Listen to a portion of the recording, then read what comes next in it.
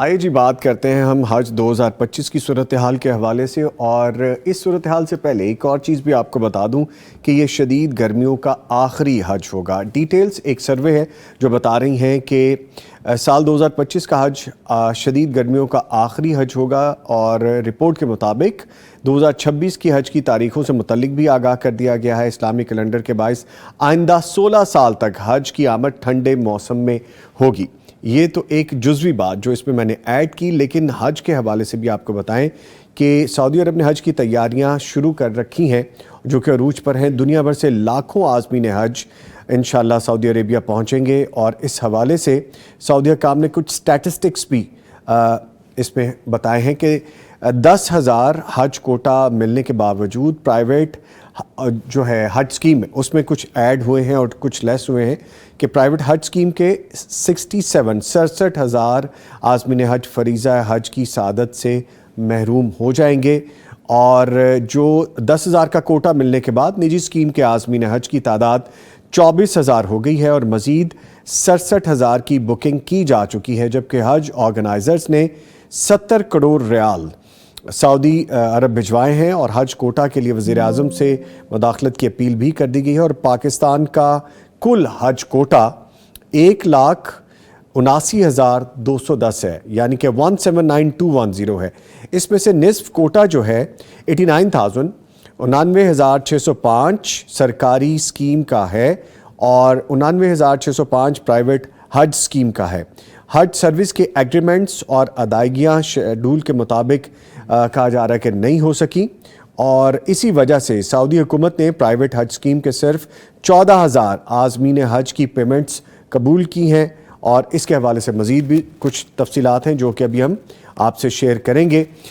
معزز مہمان بھی ہمیں جوائن کرتے رہیں گے۔ ایک دفعہ پھر آپ کو یہ میں بتاتا چلوں کہ آپ کا اپنا پروگرام صبح وطن آپ تک پہنچانے کے لیے ہمیں تعاون حاصل رہتا ہے۔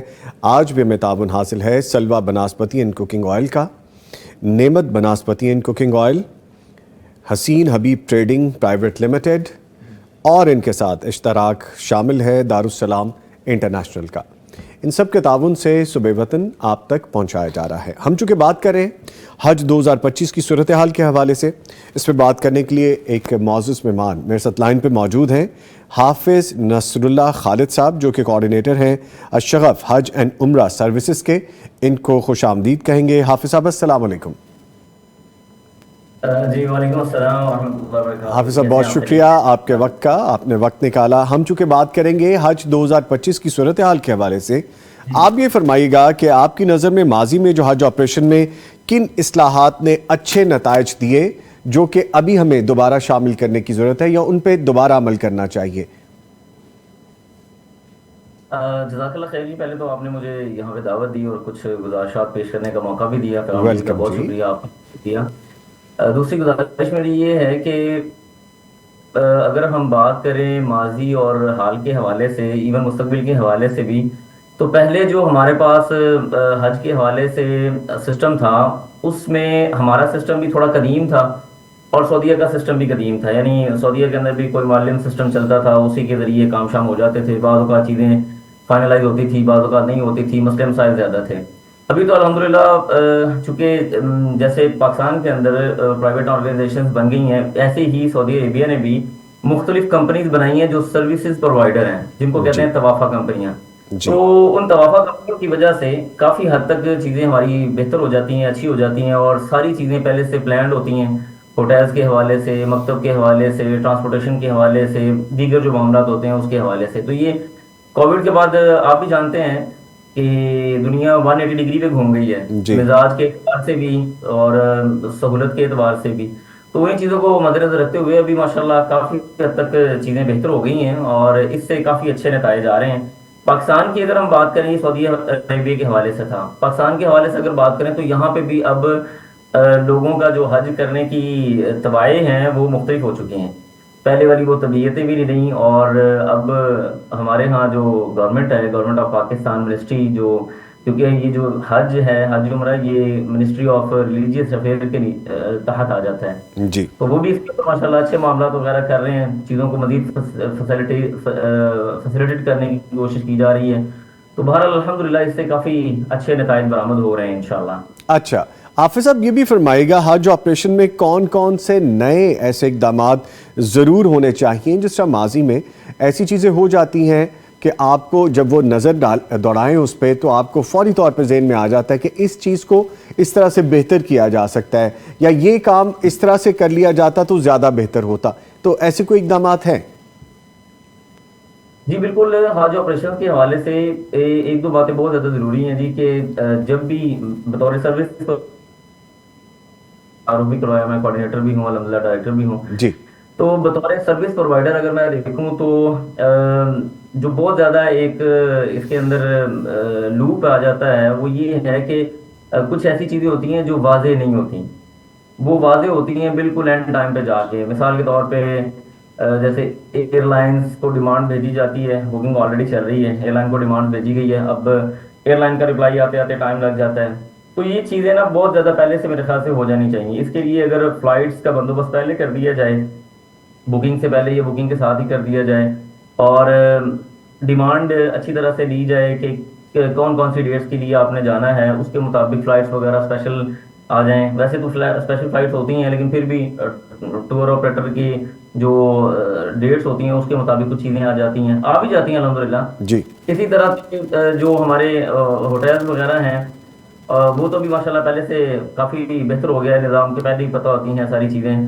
اور مین جو چیز ہوتی ہے، دیکھیں اصل میں جو دن ہوتے ہیں وہ حج کے ایام ہوتے ہیں، 8 ذو الحج سے لے کے 12 ذو الحج تک. جی یہ گرمی کے بھی دن ہوتے ہیں، جیسے آپ نے بھی فرمایا بھی کہ شاید آخری حج ہوگا ہمارا گرمی کا، جی تو گرمی کے ایام بھی ہوتے ہیں اور مکاتب کے معاملات بھی ہوتے ہیں. یہ جو چیزیں ہوتی ہیں یہ کافی زیادہ تھوڑی سی حاجی کے لیے پریشان ہو جاتی ہیں. مثال کے طور پہ معلومات جو ہمارے پاس ہوتی ہیں، ایون گورنمنٹ کے پاس بھی ہوتی ہیں، اس میں یہ ہے جی کہ سروس پرووائڈر ہمیں خیمے میں اتنے لوگوں کی جگہ دے گا، لیکن وہاں پہ جا کے پتہ چلتا ہے کہ شاید اس میں لوگ زیادہ آ گئے ہیں. اور اسی طرح سے بعض اوقات مینا میں ہم نے یہ دیکھا ہے کہ ہم پاکستان کا خیمہ ہے، اس کے اندر کسی اور ملک کے خیمے کے لوگ بعض اوقات آ جاتے ہیں، تو پھر وہاں پہ آپ جنگ و جدال نہیں کر سکتے نا. جی ظاہر ہے. آپ کو پتہ ہے حج کے بھی کچھ پروٹوکول ہیں. ہاں جی جی تو اس میں پھر وہ لوگ بیٹھے ہوتے ہیں، آپ ان کو اٹھائیں لے کے جائیں. پھر یہ بہتر یہ ہے کہ گورنمنٹ کے اعتبار سے بھی میں بات کروں گا اور نجی جو اسکیمز ہیں ان کے اعتبار سے بھی، کہ اگر وہ 1 2 دن 3 دن پہلے چلے جاتے ہیں وہاں پہ، وہ اپنے فلائرز وغیرہ لگا دیں، کوئی اپنے اسٹیکرز لگا دیں، یا کوئی اپنے جو ان کے خدام ہیں ان کی نصرت کے لیے لوگ گئے ہوئے ہیں 2 4 لوگ وہاں پہ اگر روک دیے جائیں تاکہ وہ کسی اور کو اچھے انداز سے منع کر سکیں اور اپنے لوگوں کے لیے اسپیس بنا سکیں، تو یہ کافی بہتر ہو جاتا ہے. جی اس حوالے سے یعنی بیسیکلی جو حج کے دیکھیں ہوٹلز ہیں یا باقی ساری چیزیں ان پہ کمپرومائز بندہ کر لیتا ہے، تھوڑا بہت ہوتا ہے، لیکن یہ جو 5 دن حج کے ہوتے ہیں ان کے حوالے سے کافی زیادہ پریشانی کا سامنا کرنا پڑ جاتا ہے. ٹھیک ہے حافظ صاحب، ایک چیز اور فرمائیے گا، جو پرائیویٹ ہے اور جو سرکاری حج ہے، ان سکیمز کی ٹرانسپیرنسی، شفافیت اور ان کی کارکردگی کو ہم اگر چیک کرنا چاہیں، جانچنا چاہیں، سمجھنا چاہیں، تو اس کے لیے آپ کیا ماڈل تجویز کرتے ہیں کہ جس سے چیزیں مزید واضح ہو جائیں گی، کلیئر ہو جائیں گی؟ اچھا، اس حوالے سے میں بتاؤں، دیکھیں جو سرکاری حج ہے نا وہ ایک ہی طرح کا ہوتا ہے، یعنی اس میں سبھی لوگ ایک ہی طرح کی بلڈنگ میں گئے، ایک ہی طرح کے ہوٹلز کے اندر گئے، ایک ہی طرح کی ایئر لائنز وغیرہ لی اور ایک ہی طرح کی سروسز وغیرہ ہوتی ہیں. جو پرائیویٹ حج آرگنائزیشنز ہیں ان کے اندر کیٹیگری مختلف ہوتی ہے. بعض اکانومی میں لے کے جاتے ہیں، بعض 3 سٹار 4 سٹار میں لے کے جاتے ہیں، بعض 5 سٹار میں لے کے جاتے ہیں، اور بعض سمجھیں کہ 5 سٹار پلس میں بھی چلے جاتے ہیں. تو ایز سچ کوئی بہت بڑا اس کے لیے کوئی ماڈل ہم تجویز تو نہیں کر سکتے. البتہ یہ ضرور ہو سکتا ہے کہ جو گورنمنٹ کا حج ہے جس کیٹیگری کا، اس کیٹیگری کے حوالے سے اگر ہم لوگوں کے فیڈ بیک جمع کر لیں، اس کے لیے آپ گوگل فارم بنا سکتے ہیں، آپ اس کے لیے ویڈیوز لے سکتے ہیں، آپ اس کے لیے دیگر جو ہمارے پاس ذرائع ہیں ان کو استعمال کر سکتے ہیں.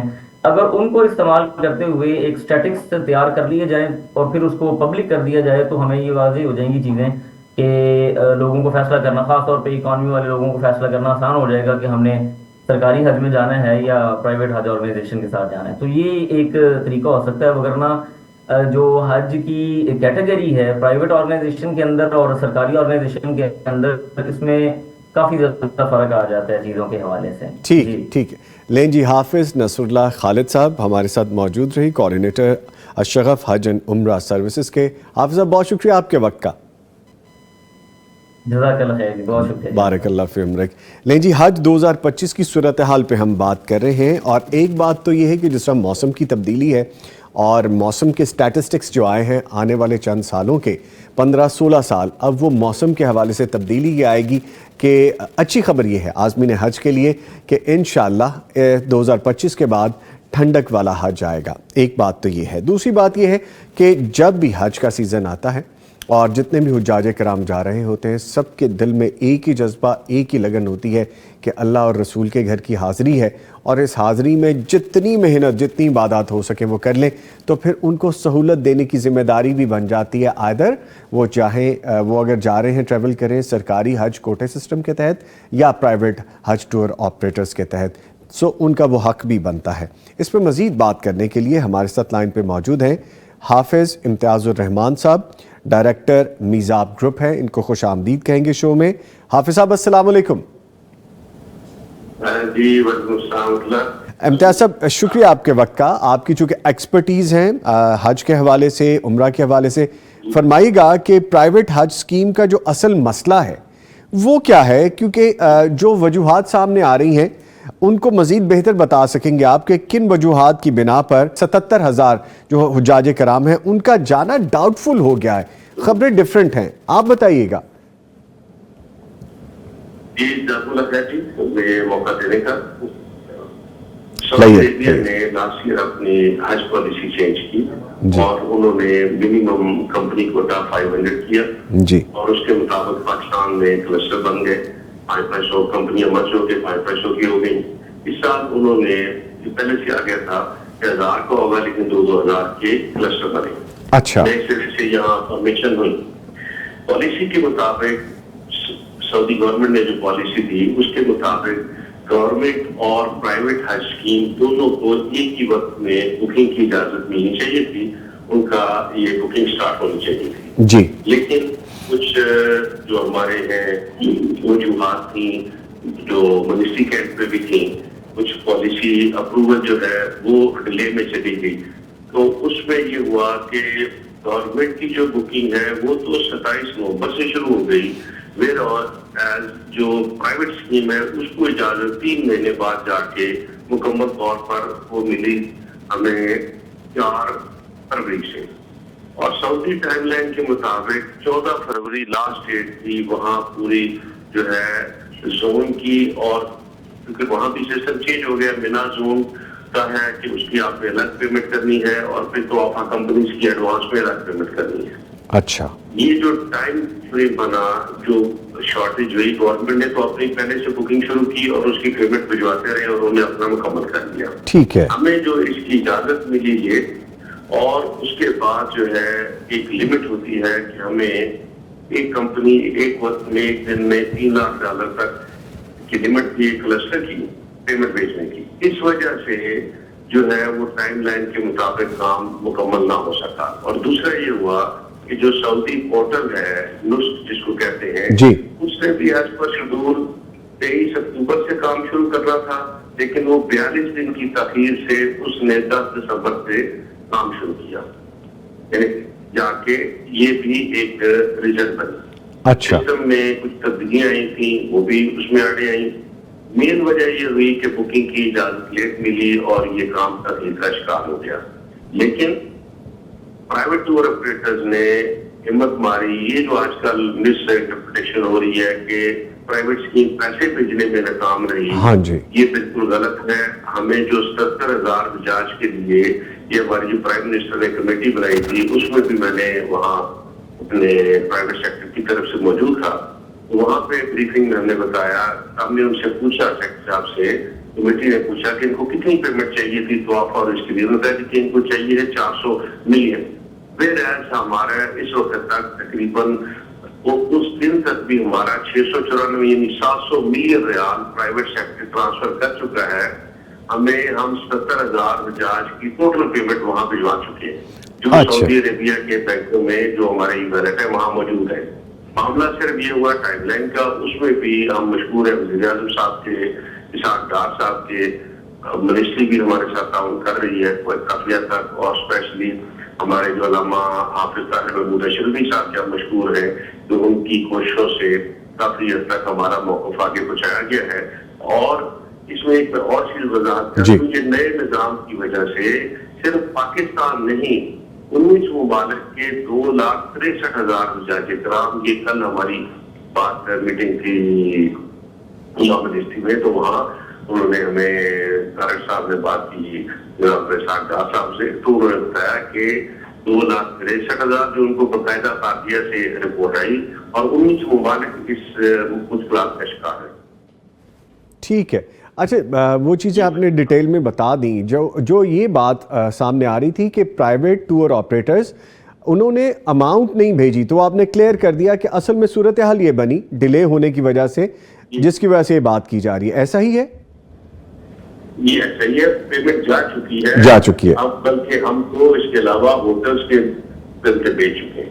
ठीक है, अच्छा एक लास्ट बात वो भी बता दीजिए, जो 77,000 हुज्जाज किराम के लिए रकम जो आप अभी बता रहे थे वो कितनी थी जो सऊदीया भिजवानी थी, और कितने हुज्जाज के पैसे भेज दिए गए हैं, वो क्लियर कर दीजिएगा।